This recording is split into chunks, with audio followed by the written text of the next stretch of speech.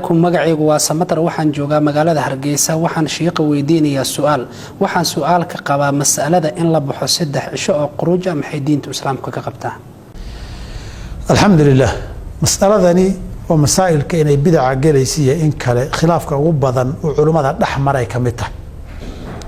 bidca marka la qaybiyo bidca asliya iyo bidca idaafiya loo qaybiyo inta badan culimadu iskuma maandhaafaan bidca asliga ama xaqiiqiga bidca idaafiga oo wax sunno oo sharci ah wax lagu daray taasay inta badan culimadu isku qabtaan qaarna ay asalka tixgeliyaan ay dhahan asalkan raacayna asalka qiimeynta mudan oo la rajaxaya qaarna ay yiraahdaan asalku maradusan barax la'ayn oo wax lagu soo daray man ahdatha fi amrina hada umumkiisa la qaadano lama aqbalay wa bid'u al-idafiyya nooca la yiraahdo baytani kamita marka ma manhiba oo bidci aan banaanayn bay gali oo bidca baynu ku magacaabayna mise bidc maaha ma bidc xasanay gali masalada khilaafkeedu aad ka u badan yahay waa bidca idaafiga mas'aladan hadaba noocaas weeye mar weeye in la baxo oo dad wax loo sheego oo khayr la gaarsiiyo oo xumaan laga reebo waa wax sharci ah sida mujmalka ee duuduubkeeda ahna nabigeenuna waa sameyn jiray sallallahu alayhi wa sallam culimadana intaan ogahay sharciyadeeda asal ahaan wax khilaaf kama jiro taas waa mid 3 bari inaad xadayso hadii bixitaankii laga dhigo iyo dacwadii la gaarsiinayay qof waliba inta uu awoodo hadii laga dhigo oo marka 3 awoodo 3 aad baxayso marka 30 awoodo 30 baxayso marka maalin awoodo maalin aad baxayso qofku hadba maalinka xilliga firaaqada hooyo awoodiisa hadii lagu saleeyana iyana dhibaato ma laha laakiin hadii tiro go'an oo la yiraahdo 3 ama 4 cisho 30 bari ama 40 bari 3 bilood ama 4 bilood tirooyin go'an oo wuxuu dhaxeeyay jirin oo qaab sunno sharci ay yeelato qadaritaanka xadka go'an bidca idaafiya sideedaba waxay noqdaan غالبا 3 midkood shay asalkiisu sunno yahay sugan yahay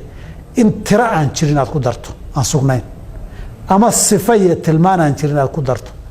ama zaman iyo waqti aan jirin aad ku darto inta mid kamid ah hadaad ku darto baa noocan noqonaya bidca idaafiya loo yaqaano marka in waqti go'an oo sunno u eg 3 bari ama 30 bari ama 40 bari ama 4 bilood 3 bilood laga dhigo oo midka dadkiina ay u qaataan inay sidaas sunnadu tahay ismoodsiiska ka dhalanaya waa khalad in asalkii la baxo oo dadkii la gaarsiiyo qofba karaankii baxo oo qofka duruuftiisa qofkii waqti badan bikari kara qofka waqti yar kari kara aan waqti mararka qaarkood waqti go'an hal maqnaad hadii la rabo laakiin wax jaango aan la gudbi karin oo isaga waxba ku jaangoyaan laga dhiginna iskaal ma laha in dad waxay la qumanaan lahayd oo soo jeedin lahaa dadka khuruujka iyo zamanada baxay si ay shubhada iyo iskaalka uga fogaadaan in arintaas ay wax ka bedelaan oo mararka qaarkood ay tacdiiliyaan oo qofba intuu bixi kare la socon karo oo baxo maalin ninkii saacad bixi kariya ninkii 30 bari bixi karaba laakiin xadaha go'an ee muudsiinaya sunna inay tahay iskaalka iyo mugdiga sharciga ee culimo badan bidca idaafi oo lagu dambaabay ay ka dhigayaan aan gaarsiinin oo shubhada dadkii gelinin inay arinta dib wax uga muraajaceeyaan banu soo jeedin la ilaa amalku haduu wax ku bilowdo oo siyaabo la sameeyo markuu muddo joogo xataa in la muraajaceeyo waa diladii dib loogu bandhigo oo la yiraahdo wixii khaldan aan ka saxno wixii shubha ku jirta aan ka saarna la yiraahday wax loo baahan yahay qofka muslimka ama shakhsi ha noqdo ama urur iyo jamaaca ha noqde dhisaya horumarkiisa iyo waxa uu hiigsanaya khayrka iyo wanaaga ahna uu kaalmeynaya kamita sadarteed iyaga kaligood ma aha tawaafti iyo ahzaabti iyo jamaacaadku iyo afraaduba muddo markay joogan inay kolba waxay wadeen iyo qaabkay u wadeen iyo ususkoodii dib u muraajaceeyaan oo wixii qaldanay ama wixii shubha ku jirta saxaan ama wixii madmadow ku jiray ay shuurta ka bixiyaan ay qolay bixiyaan arin wanaagsan weeye